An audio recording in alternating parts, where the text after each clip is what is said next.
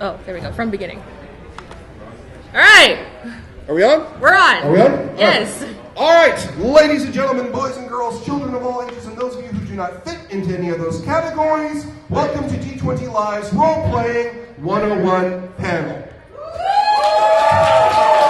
Clap. Thank you. So, here's how this normally goes. What normally happens is we sit down, you ask us questions, and then at the end of that, we normally GM the audience. Because of the fact that this is Yeticon, it's our first time here, we're going to start off by asking you all a couple of questions, just so we know where the audience is relatively, and then we're going to take you through our new slideshow presentation. Yes, this wasn't made in 10 minutes by someone much better at PowerPoint than me. Not last night either. What? Not last night either. Oh, yeah. So, we should introduce ourselves. I am Big Mike. I am the founder and person who runs D20 Live. I'm Sam, the production manager, the real person who runs D20 Live.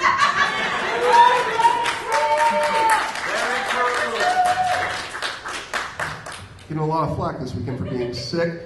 So, first off, show of hands, who here has never done any tabletop role-playing of any kind? You're a fucking liar, Scott. And is legitimately here and wants to learn for the first time.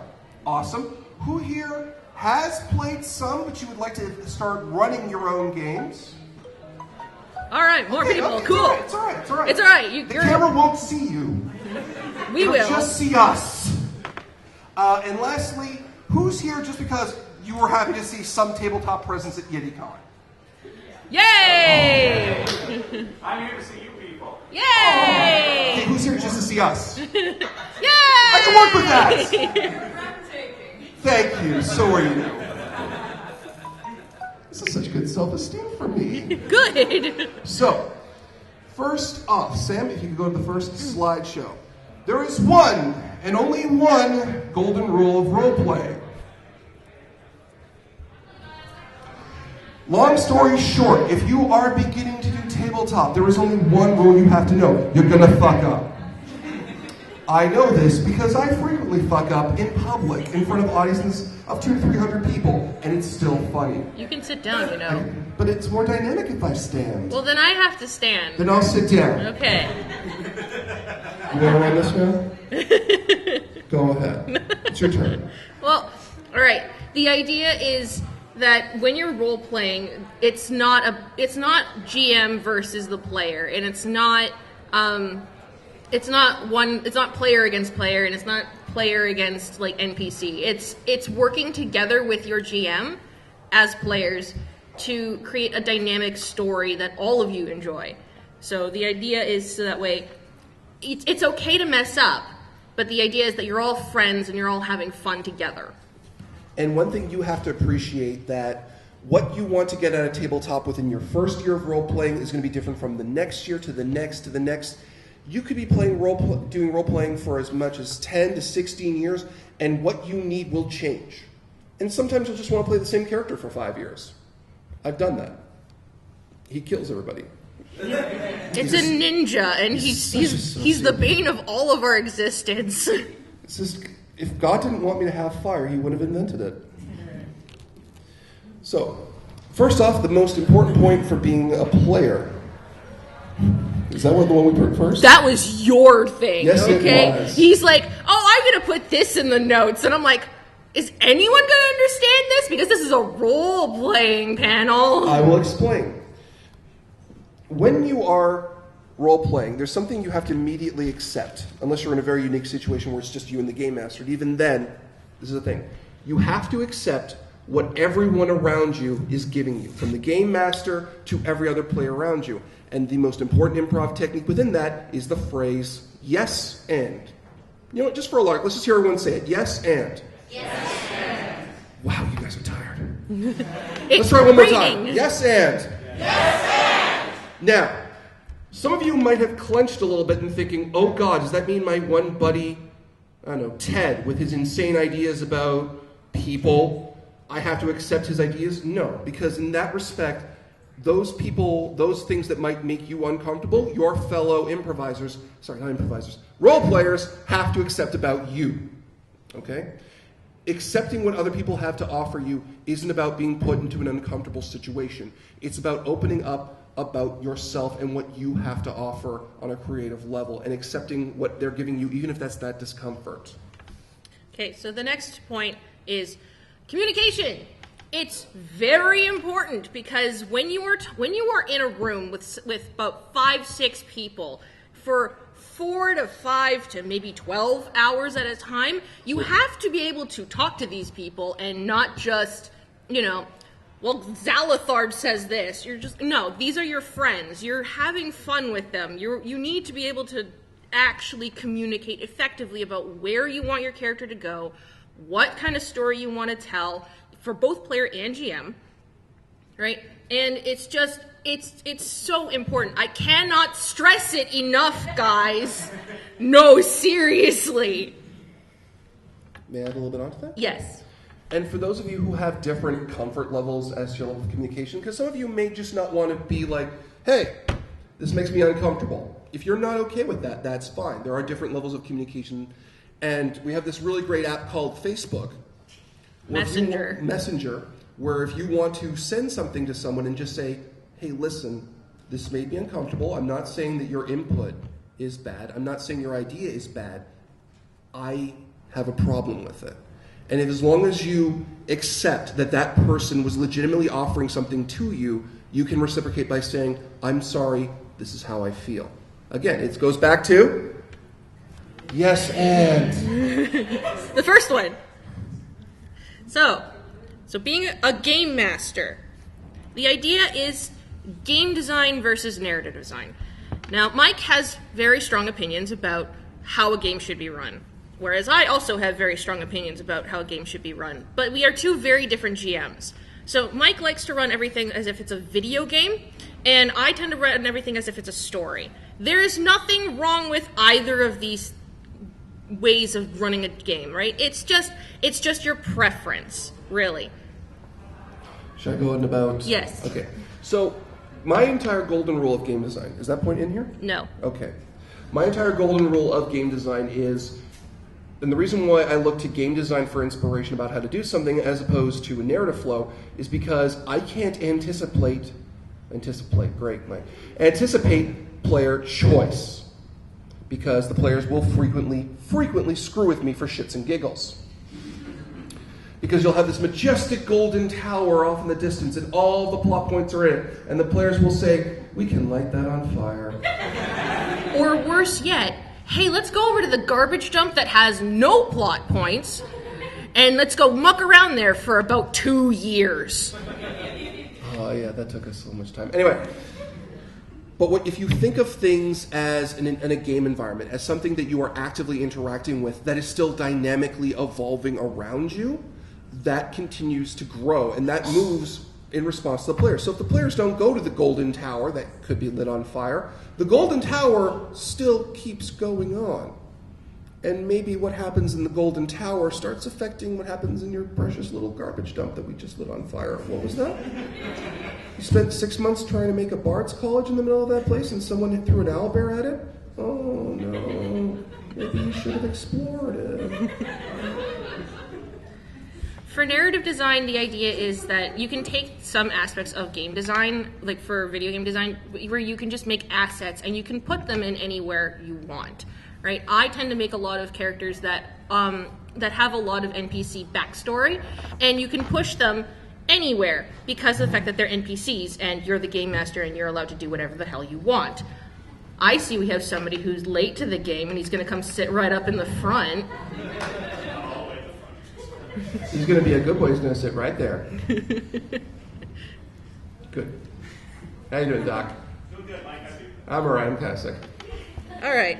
So next point. That's you. Oh, that is me. Failure and the changing narrative. Now, let me ask the audience a really quick question. What do you think, in a tabletop RPG, from what little you've gathered from us now and from your own experience, what would you take to mean that you failed? Dying? Dying? Is it dying? How many people think it's dying? Some people. It's okay if you think that. Okay. It's all right. How many people think it's just you didn't complete the task at hand? Okay, all right, good. a lot of people carry there is a big stigma in tabletop that failure is death. And I do everything I can to correct that statement, because death isn't failure. Death is, you deleted my save game. And we're restarting at what point? You have to accept that failure from a tabletop game is something that can take whatever form you want it to, because you are in complete control of the dynamics of what is going on. So let's say, here's an example, and this is a thing where I screwed up. I was running a game where all of my players were playing knights in King Arthur's court, and they were just doing a run and killing Saxons. During that entire thing, each and every one of them got either injured or had a psychological breakdown in their character. Not during the game. I'm not that bad at Game Master. No, the character had a psychological breakdown, not the player. The player is... Well, the player's Tim, and he's fine. The player was bulletproof. He was just kind of pouting. Now, here's the thing. In that instance, I had two choices, and I picked the wrong one. I chose to let the scene go on without the player's input and let them take a seat back. We ended up not playing for about 6 months in game time, and we're like, oh, well, that was 6 months of nothing happened. Now, that technically constitutes a failure. On the other hand, I could have just as easily turned around and said, great, you all got captured. And now the game narrative changes to being about them escaping. And what might have constituted a failure and does constitute a failure leads to more additional player choice, which is something you have to be mindful of, is continuing to facilitate that player choice. Because the second you say you can't really do anything to a player, that's when they feel like they failed. And if you look at a lot of video game design, which is why I look at video game design for inspiration, a lot of video game design is trying to negate that feeling and keep someone moving forward and keep their inertia going forward as they go. That's why dynamic difficulty adjustments exist. Or as we like to call it in the tabletop world, just re-roll the goddamn thing. I need you to get through this part now. And last point, again, is communication. Because apparently I was drunk while writing this. So... Yes. Was I unconscious when you wrote this? Yes, you were. That's what a lack of oversight gets you. Unfortunately. So please remember, always communicate with. As a GM, it is imperative that you communicate with your players. You actually are the person that needs to arbitrate the most communication, period. Because you're the person who has the story, and you have to make sure that all your players are actually comfortable with each other, and you have to make sure that they are comfortable role-playing with each other, right? Because there's a difference between being comfortable with somebody because they're your friends and comfortable role-playing with them, because most of the time when somebody's role-playing, they are showing a part of themselves that they're not normally comfortable showing with other people. So if they're not comfortable role-playing with each other, even though they might be the best of friends, it's something the GM has to actually facilitate and make sure that they keep aware of. So... some of you might be saying to us, that's great, you guys, but tabletop's expensive and I don't want to spend $50 for a game that we're going to play for 2 weeks and everyone's going to piss off. That's so great. Here's a bunch of links to shit that is completely free, and we're going to leave it up right now till the end of the Q&A session, because I believe this is the last slide we've got. Yes, because the next one is just it's stat. It's Q&A. But yeah, so. We're going to leave that up as we're talking, specifically so you can take pictures of this, and I believe we're going to pin this up in the D20 Live Discord. Yes, we are. So if you're not a part of our D20 Live Discord, please come follow us on Twitch, twitch.tv/D20 Live and youtube.com/D20 Live and Twitter at D20 Live and YouTube at D20_Live. But yeah, I'll go down the list of what we have. The first two are Lasers and Feelings and New Type. Those are free one-page tabletop RPGs, and they are literally just one sheet of paper, and there's literally a subreddit dedicated to one-page RPGs that are free. The next is Stars Without Number, which is a game Sam keeps screaming at me to play. He never listens to me about I listen this. to you, but shut up. Which is also listed online at DriveThruRPG. By the way, DriveThruRPG's free option is your best freaking friend. If you want to play Pathfinder, all of its rules are for free on the D20 PFSRD. All you have to do is just Google it. That's what it is. Another space game is called Eclipse Phase, and all of their books are online for free. Lancer, one of the top kickstarted games of this year. It had 200% in funded in a 48 day. hours. It's now almost at the 500. It's hit the 500, almost at the 500,000 mark. Yeah. For RPGs, their entire rule book, right there, and it's 500 pages of lore and giant robot fighting. What? Yes, Yeah. giant robot fighting. And it's free. Also, new type is also giant Giant robot robots fighting. as well. Connell, you have to come back. You know I'm running a giant robot RPG for D20 Live, right? No. Yeah, you do. No, I do. You're like, I want to be a part of this. Mike, I want to come play your games. You know where I live. Yes. So, Anyway. Fate, by the way. A lot of Fate has its core rule book. It's entirely designed to be open source and open world. It uses a special kind of dice that have pluses and minuses. Don't worry, it's not as scary as it sounds. It's pay what you like. There's another one which I found called Quest for the Belt. I still do not understand it because I'm sick. And of course, you can get the basic D20 system, which is just a D20 modifiers for free. And the last link there, every year there is a 200-word RPG competition held every year. And the goal is to make a tabletop RPG game in 200 words.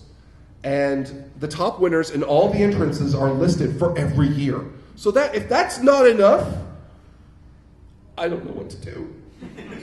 There are other games that we recommend, like Fiasco. Fiasco is actually really cheap. It's like, what, $20? $20. You can get it for $20 at any role-playing kind of bookstore, as well as Spirit of the Century. Spirit of the Century is $35 Right now. And that's the most expensive thing on this list. And even then, it's built out of the Fate engine. It is one book.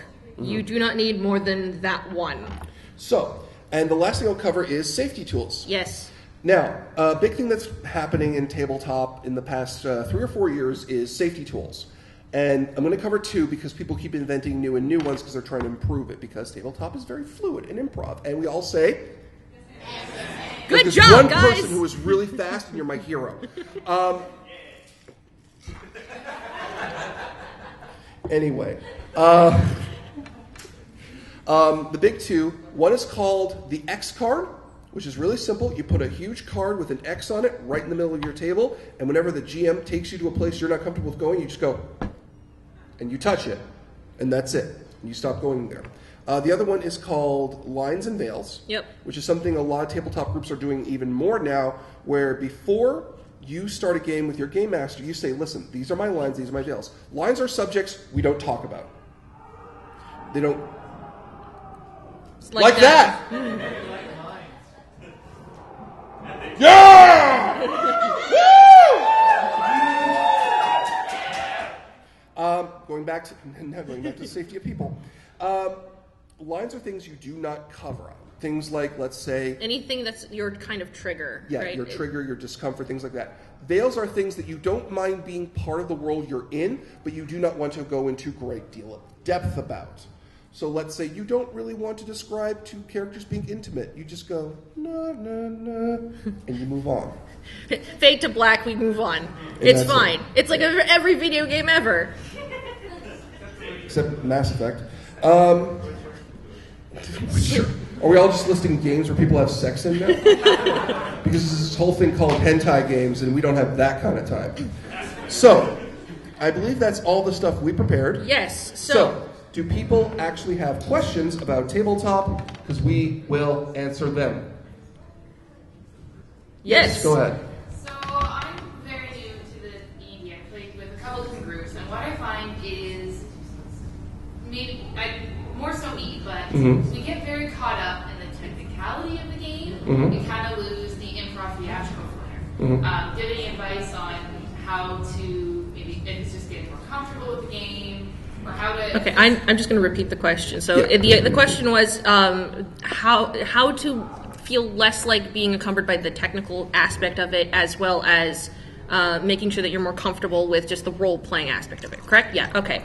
So, if you're playing Dungeons and Dragons, correct? Which edition? Well, we switched to Pathfinder. Oh, okay.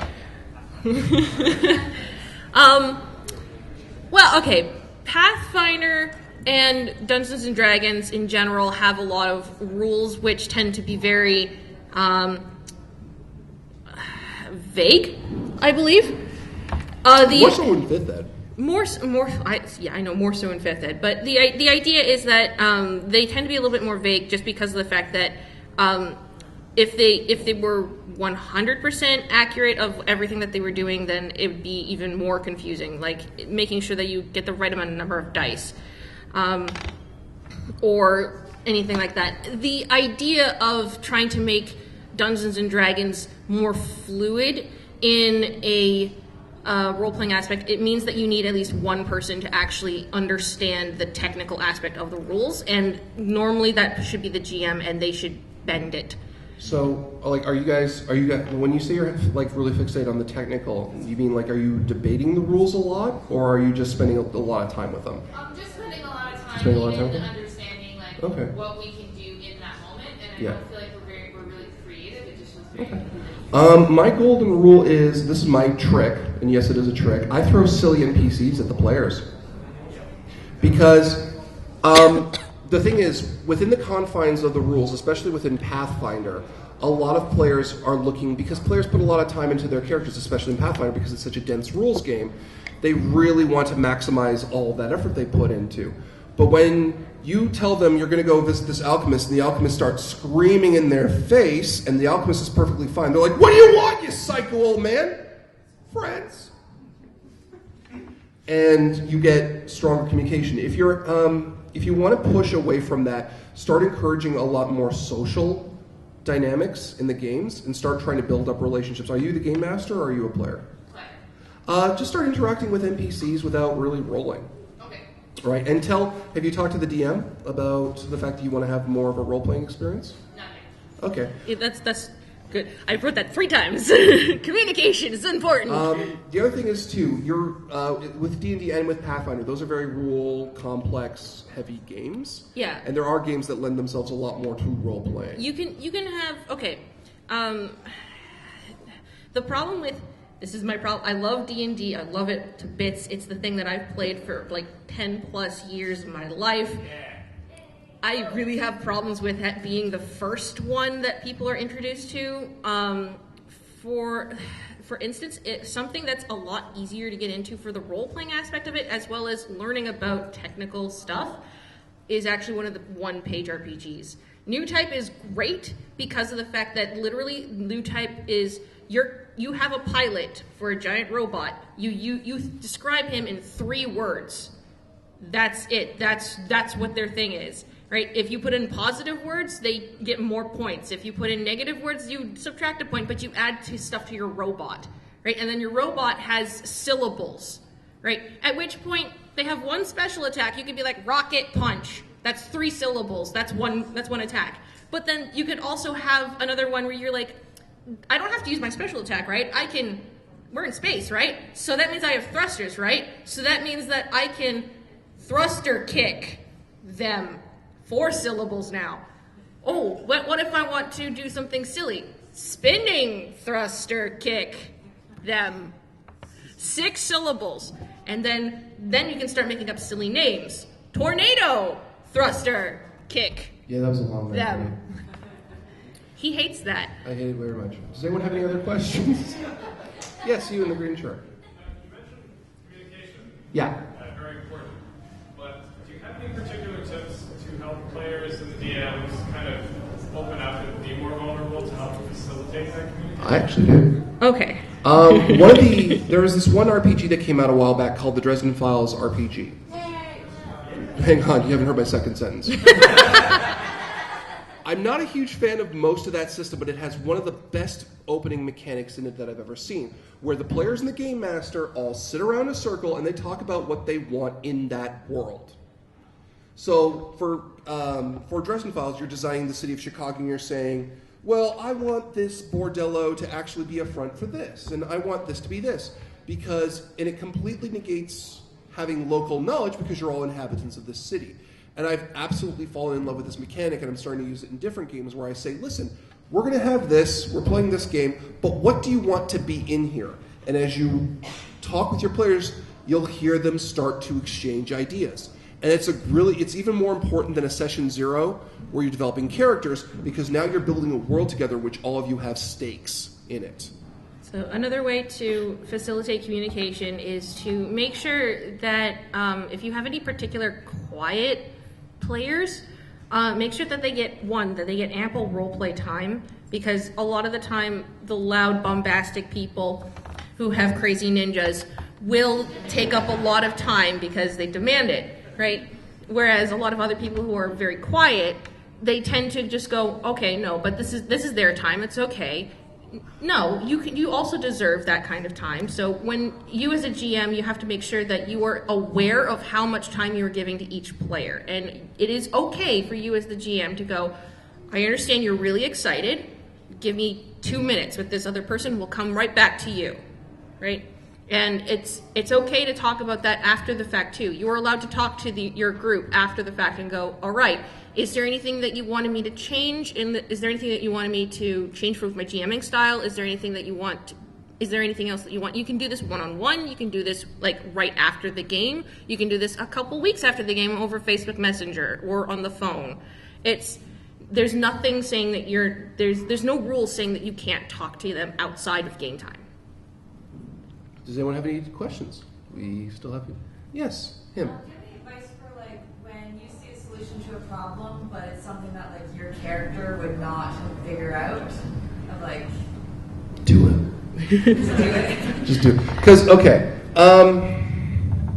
If you're are you talking about you see the solution to the problem, but you're like your character wouldn't be able to do it? Like you have a really low intelligence score. You're the proper Fuse and muscle barbarian, and you're like, if you follow the laws of physics, and it's just completely out of character. That's what talking out of character is for. So just talk with your fellows out of character, unless your game master is incredibly malicious about metagaming, which does happen from time to time. You can just as easily say, hey guys, out of character, I actually have this idea that could work, and you can stop the game and have that discussion, because that's communication, and we keep hitting that point. You can also take as many breaks between role playing, like when you're actually in game time, you can take a break and be like, guys, okay, hang on, we need a 5-minute powwow outside of character, and be like, all right, this is how we're gonna get things done, right?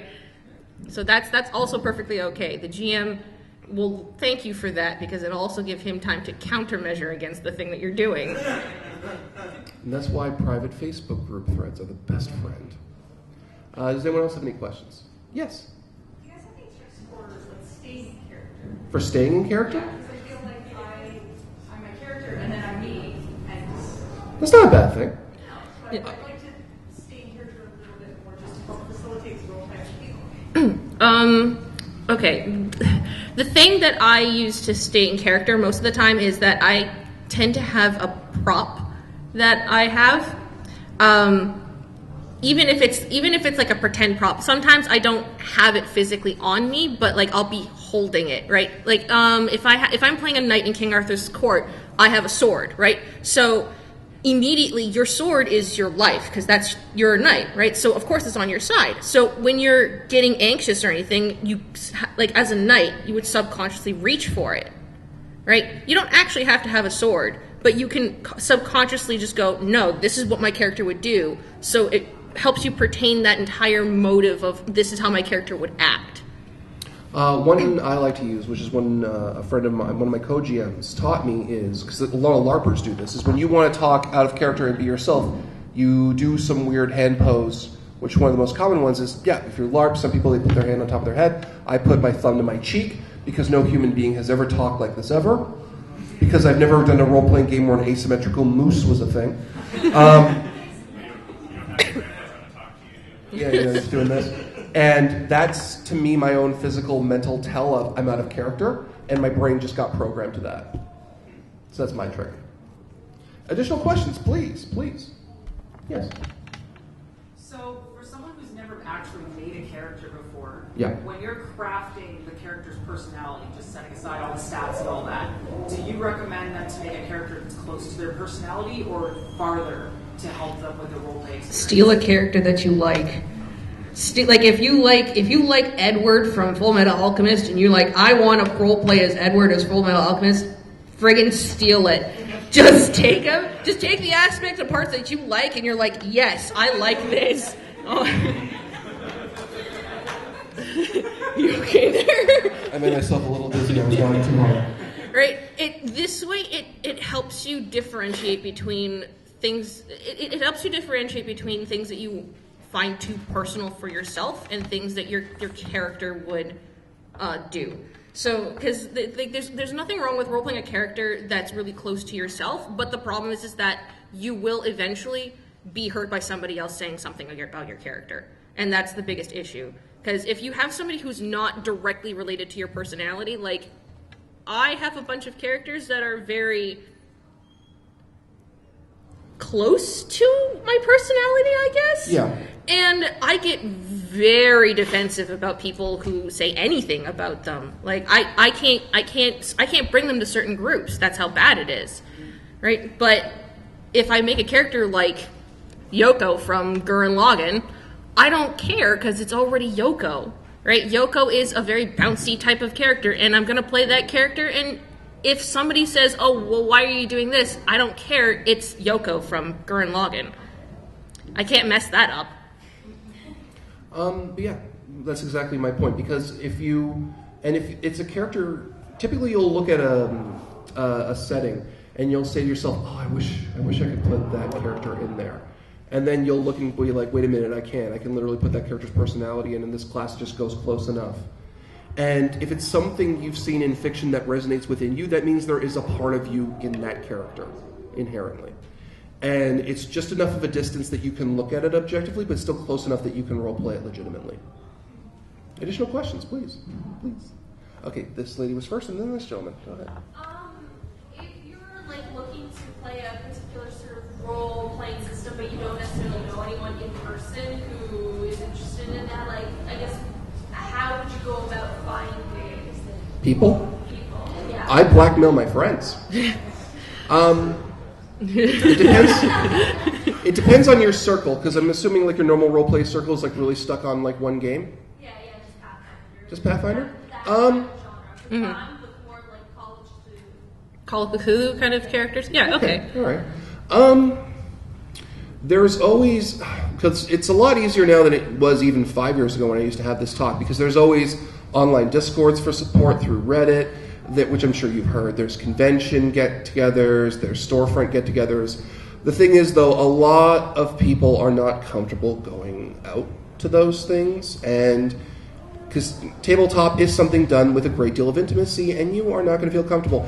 And sometimes it'll really boil down to saying to your group, guys, I'd like to run this one game. Can we have a night off and do it this way? And just open up that communication that way. Because you're just not going to feel comfortable going out in the wild and hoping to God because you can go to a con and have 3 perfectly good people and have one person who has a complete lack of respect and starts touching your dice without your consent. It steals them. And stole them.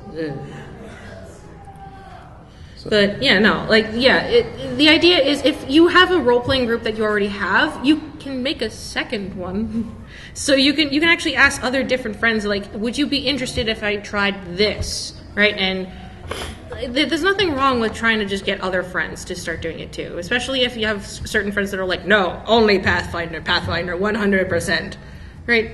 Because we have a bunch of people who love running Call of Cthulhu, and we're really sad that he doesn't play more of it. So yes, so the other gentleman over here, you had a question, correct? Yeah, I guess that's a bit more technical, but I'm playing D&D 5e, and I have a sorcerer, and I kind of want to use a shield. Any other way I can, you guys don't even know? Isn't there a spell called Shield? Like a shield. Yeah, isn't there an actual 5th Ed shield? Do you actually, what's it? There is spells you can use that roll around shields. That's what I thought, yeah. So do you want to physically carry a shield? Is that it? You just want the tangible feeling of carrying a shield? I believe so. Okay. Okay. God damn, what are you guys having sex over there? Jesus. Scott, do you actually know the answer? How about you do in the microphone, Scott? Scott, come up here. Yeah. Hi. You want to take a single dip in maybe fighter or what have you. That'll give you proficiencies. You're going to lose a level, or an eventual level of sorcerer. However, it's what you want for your character. You don't have to min-max, just build something you like. And if you don't like it, you go to the DM and go, hey, can I get a reroll? Or just ask the GM to make you a shield that's only quality as it doesn't give you grant you spell failure, really. You can just use it cosmetic too. Yeah. Yeah, there you go. Yeah. Yeah. Well, you can talk to your GM about like having, say, like a small side-up where you're training yourself to use it. Yeah. Yeah, There's a lot of different options, there's also, especially in 5th Ed. There's a lot of open gaps for that kind There's of also another thing that you can do as you can talk to your GM and be like, hey, is there a thing I can do in-game, in role-play, where I can suddenly gain this feat? There's nothing saying that you can't suddenly learn this feat, because we do it all the time in Pathfinder, where we're just like, hey, my bard wants to learn how to use like heavy weapons for some reason. So can I take 3 weeks in-game time to learn how to use a giant greatsword? And normally my GM will say my GM will say no until I give him a very good reason as to why I want a greatsword. Because your bard is overpowered. Exactly. Do we have any additional? We have one question. Oh, we have one, then that one. Yeah. So. Is it considered a faux pas as either a player or as a DM to create and use characters that are obviously from other media? Like I'm DMing a game with some other people, and at one point I was going to just drop in Bruce from Skyward Sword because he's a fun character to play around with. No. Yeah. No, it's not. It's literally not for 2 reasons. One, if that was a faux pas, D20 Live wouldn't exist. 2, most tabletop was built out of making your own Lord of the Rings game back in the day. 3, tabletop RPGs built around pre-existing continuities are always have a guaranteed sell rate. It's just a thing. For Richard Garriott, he made video games based on his D&D things, and they were also ridiculous. Right? There's absolutely nothing wrong with it. Yeah. Just, if you're really concerned about it, change the name. No one will care. Yeah. And the gentleman at the back? So this is more of like Yeah. You're going to have to speak up, man. They're having wicked stuff over there. basically it's the idea of like when you're dealing with other characters. Yeah. Stuff like that, because like my first year kind of fell apart, so I go to this gaming store that does like weekly sessions. Yeah. The problem is a lot of the stores, everyone goes my way when you're working people. There's one guy who comes in and he's always part of the session, but he always gets so angry if things don't go immediately his way, and he always likes to be controlling and to make himself the best amazing person ever. He likes to be like this such a big hero, no one else has to have any fun unless he says it's fun, and then he'll have a whole shift in. How do you kind of work around those people best? Okay. There's 2 ways you can do it. The way I don't recommend, the way I do recommend. One is the group as a whole just starts letting him have his power moments and isolating him within the game. I don't recommend that, but a lot of groups like to do that because it's easier than actually confronting it. The second thing is if someone needs to win that badly, what else is going on in their life? Yeah. So the idea. Pretty apparent he's got some other stuff going Yeah. on. Yeah. Are you nice about it? Or really? Just you. The idea is at this point you need to take them outside of game and be like, look, what's going on? Because clearly this is taking away from your role playing experience because you have to win now, and that's not role playing isn't always about winning or losing. Role playing is about Fun. Losing gloriously is also awesome. Exactly. Oh, yeah. Losing gloriously is amazing. Lots of character, one of the funniest ways also. Good. Yeah. No, that's awesome. Yeah, no, it's Yeah. the idea is you need to take them outside of game and be like, hey, look, are you okay? Right? Is this okay? If it's not, then maybe you might need to Just you have to open up the communication. You and the game. I'm assuming you're not the game master for this game. No. Yeah. Just talk to the game master and say, I'm worried about Franklin. I'm bad with names. I'm worried about Franklin and his emotional he looks like there's something else going on that's driving this behavior. Can we talk to him as friends? And then you say to Franklin, because I'm terrible with names, hey, is something going on, man? It seems like when this happens, it really upsets you. Let's talk about why. And from there, typically, if they're in an environment where they'll role play with you, they'll either say, oh shit, I didn't realize I was doing this, cool, or the floodgates will open. It's usually one or the other. Also remember, you're not his therapist, you're his friend. Please don't try and fix him. Just listen. Don't fix the problem, just listen. And you might start to see a behavior change just by the fact that he can say these things and you'll listen. All right. So, do we have any more questions? Yeah. All right, cool. White blood cell. How do you manage reoccurring NPCs with their specific traits, personalities, different voices that you may use with them? Like, how do you manage and how often they reappear in the campaign? Without, like mixing them up with other NPCs. So the question was, how do we manage reoccurring NPCs? I don't know how to answer that I because do. I know you do, but I don't know how to answer that. It depends entirely on the environment and the setting you're dealing in, because if you start introducing NPCs willy-nilly to players, it also depends on the types of NPCs you have, because you're going to lose track. Especially if you like doing voices like I do, you're going to especially lose track of how each and every voice is supposed to go, and you're going to have half your notes going to be like, this person talks in a high voice, this person has a Creole accent. Why did I give this person a Creole accent? Right, I thought it was funny. And so on and so forth. Notes are, one, is a good way. Two, remember when you make your notes, remember what their inspiration was and what their objective was in the course of your role playing, because that can change. But if you always remember where they came from, you can remember the whole road that got them there. So. Yeah, that sounds like that's on me. That's on you. Because I always have like 5 or 6 different NPCs that have to talk to each other because my players are jerks. Hey, he'll have one character who'll be like, I'm an alchemist, and then he'll have another one where it'll just be like, hey, Bebe, I've got this thing for you. And I'll be like, why are they all talking to each other at the same time? And he's because you people won't talk! So anyway, any more questions? All right. 1 then 2. So it is very common for the party to kind of go off the rails. So like you set up an objective for them to do, and you give them a location for them to go to, and instead of immediately going to that, they kind of take a left and they go to another area. So instead of taking the path on the right, they go to the left one. What is your favorite way of managing that? I let them go. I completely let them go because I mentioned the Golden Tower thing before, but I think you weren't here for that. If you let them go, it means there is a part of your world that they are invested in. That's not a bad thing. That's actually a really great thing. But there's a reason we all don't walk out on our jobs every single day, because there's a consequence to those actions. So what is the consequence of them not turning right? Will that problem continue to escalate? Will people suffer, depending on that situation? I'm only going really fast on that one because I literally said that earlier. Give them an NPC also that they like. And kill it. And then kill it. Oh, I know. But that's I do the it. point of the GM. You have to just give them a NPC that they like, and then kill them.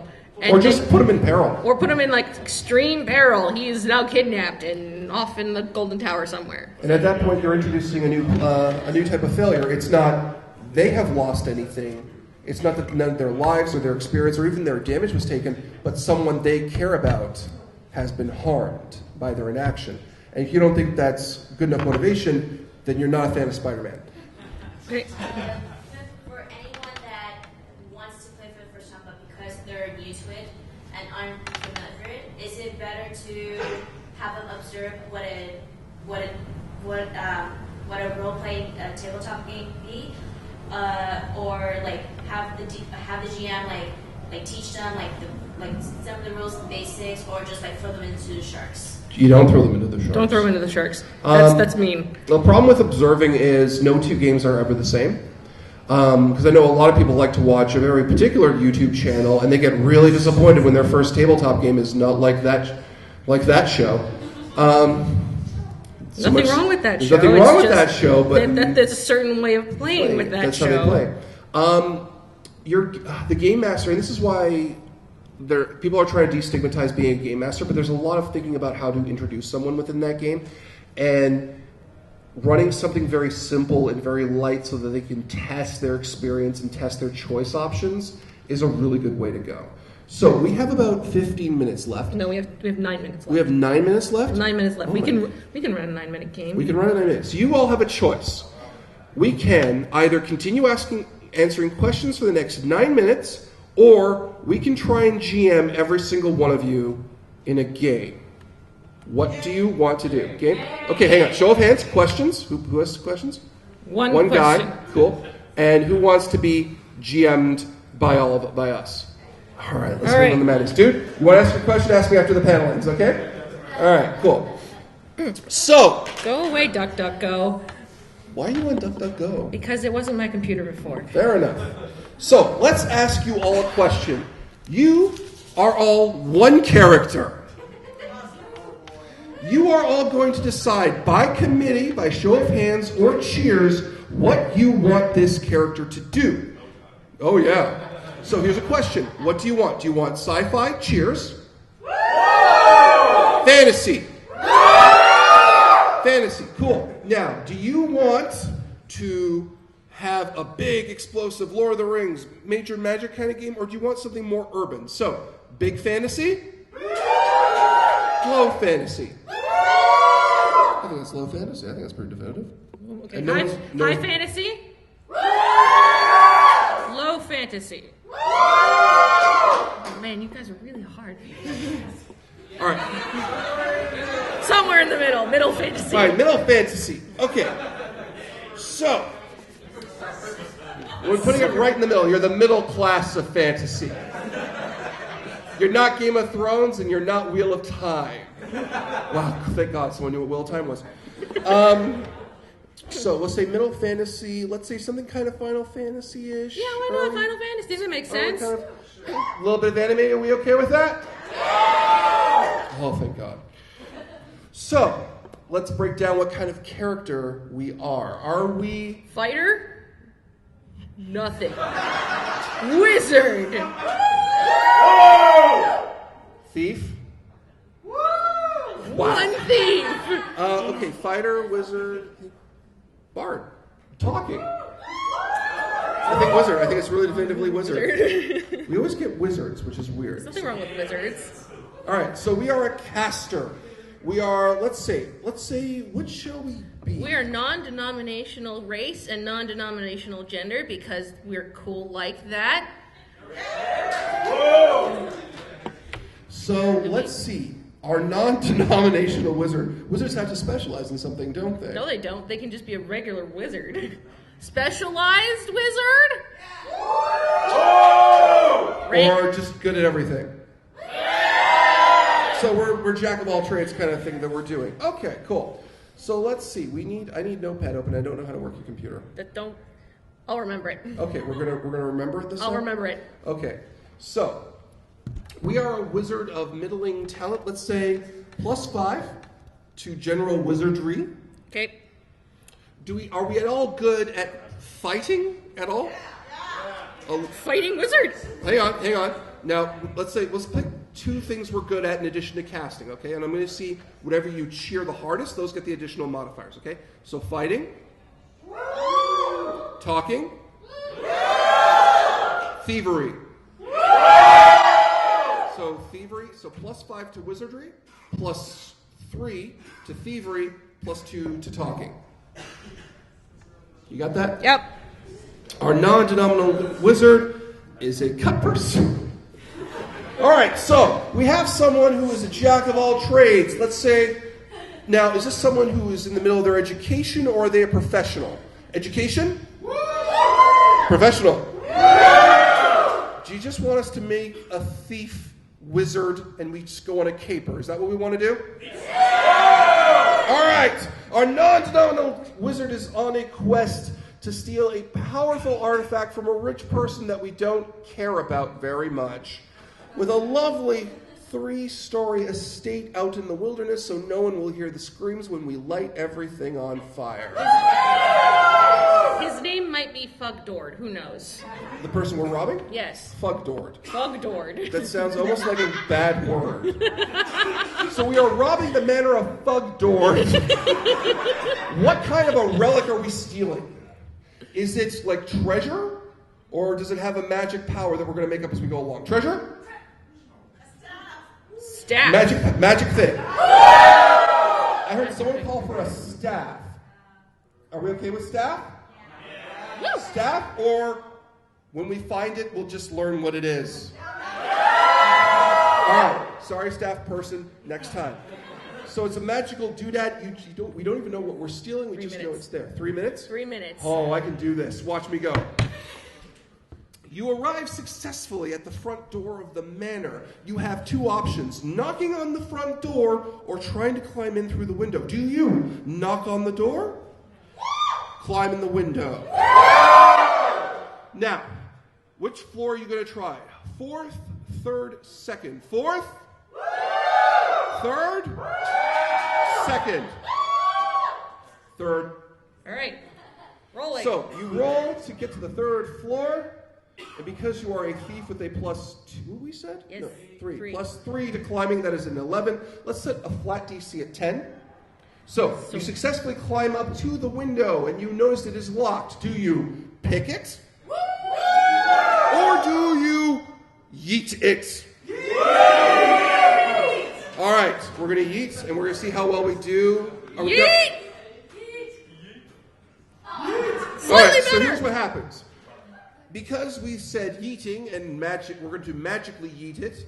Our non-denominational wizard makes a magic hand and conjures it to rip the glass free, and only succeeds in punching a hole in the wall, thus ensuring we have now gone loud. So, you've made a minor commotion, and inside the floor you see various apartments, well, small rooms and residences, as well as bathrooms. Do you decide to search the bedrooms that you see, or do you go deeper? Bedrooms? Deeper. We're going deeper. You progress deeper into the mansion. That doesn't need a roll. They're just going inside. I don't know. They could be rolling. All right. You progress deeper inside, and with a 12 added to your +3 of thievery, that brings it up to a 15. Yes. And you, in fact, reach the inner awning and stairwell of the manor. And because there's not a lot of security on this floor, and somehow, a maid sees you and is confused by your appearance because you're covered in glass because of the yeeted window. Do you talk your way out of this problem? Do you yeet the maid? You're going to talk your way out of this problem? Talking! You appear in front of the maid and say, "Hi," eliciting a firm "Ah!" which may or may not have alerted the people here. Now, we can choose to either hide this woman stealthily, or we can eat her. Are we eating? Eat? Hang on, eat? Hide her. Eat? So you proceed to yeet the woman. You have blown up the skirt of the maid in your yeet attempt. She is now successfully blinded because maids wear long petticoat skirts and it's gone over her head. 1 minute. 1 minute? All right. Where are you going? Up or down? All right. You go up to the floor. Let's see. With thievery, roll it. Hiya! 5. You have found, what did we call this guy? Fuddrucker? Fugdord himself. And he is upset and says, "Who are you and what are you doing in my home? What have you done to my maid? And why did you assault my maid?" Do you attempt to talk your way out of it? Now, here's the thing. We're ready to go. Wizardry, thievery, barding. Okay? So, who wants to wizard this problem? Who wants to thief this problem? Who wants to talk their way out of it? Okay, wizardry. Make your wizardry roll. Son of a bitch. You polymorph this man into a duck. And sure enough, as you polymorph him, you find that the relic you were looking for is on the floor. And it is glowing softly in an ebbing fashion. It is a large, let's say emerald, cut in a diamond formation and surrounded with various snake-like sculptures made of gold that kind of make it stand up in a really cool and dynamic way that I could never draw. Also, Fugdord also still can talk as the duck, so do you want to sell the duck? Yes.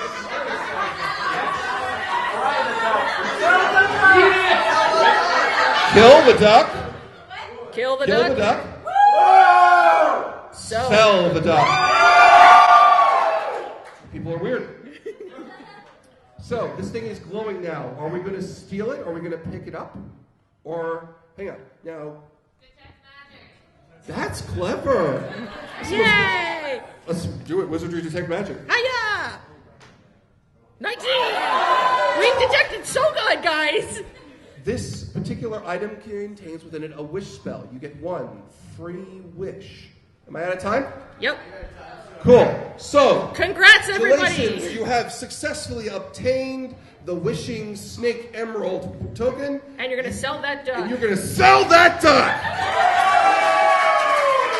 Thank you for coming out. We are D20 Live. If you want to see us bring our show to this convention, please tell Yeticon. We are going to pack up for the next panel, but please stay around and check them out. And thank you very much, Yeticon. Have a good day.